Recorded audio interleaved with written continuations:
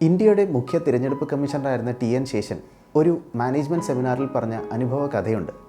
അദ്ദേഹവും ഭാര്യയും ഒരിക്കൽ ഉത്തർപ്രദേശിലൂടെ ഒരു വിനോദയാത്രയ്ക്കായി സഞ്ചരിക്കുകയായിരുന്നു. ഒരു വലിയ മാവിൻ തോട്ടത്തിൽ ഒരുപാട് കുരുവിക്കൂടുകൾ കണ്ട് അവർ അവിടെ ഇറങ്ങി. അപ്പോൾ ഭാര്യയ്ക്കൊരാഗ്രഹം, 1-2 കുരുവിക്കൂടുകൾ വീട്ടിലേക്ക് കൊണ്ടുപോകണം. പോലീസുകാർ അവിടെ പശുക്കളെ മേയിച്ച് നടന്നിരുന്ന ഒരു കുട്ടിയോട് ആഗ്രഹം അറിയിച്ചു. 10 രൂപ കൊടുക്കാമെന്ന് ടി.എൻ. ശേഷൻ പറഞ്ഞു. അവനത് സമ്മതിച്ചില്ല. 50 രൂപ കൊടുക്കാമെന്നായി ടി.എൻ. ശേഷൻ. പോലീസുകാർ അവനെ നിർബന്ധിച്ചു. വലിയ സാറാണ്, എന്തായാലും ചെയ്തു കൊടുക്കണം എന്ന് പറഞ്ഞു.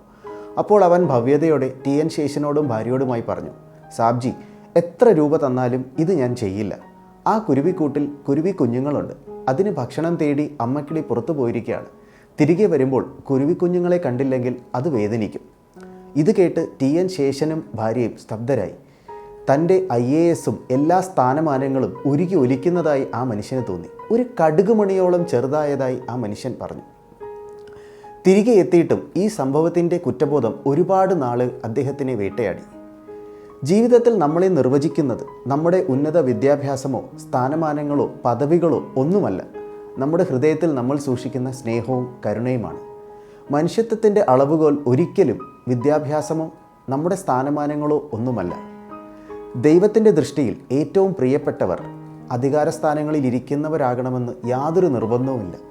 പകരം മനസ്സിൽ സ്നേഹവും കരുണയും സൂക്ഷിക്കുന്നവരായാൽ മതി. ഈ നോമ്പുകാലത്ത് നമ്മൾക്ക് കൂടുതൽ കരുണയും സ്നേഹവും ഉള്ളവരായിത്തീരാം.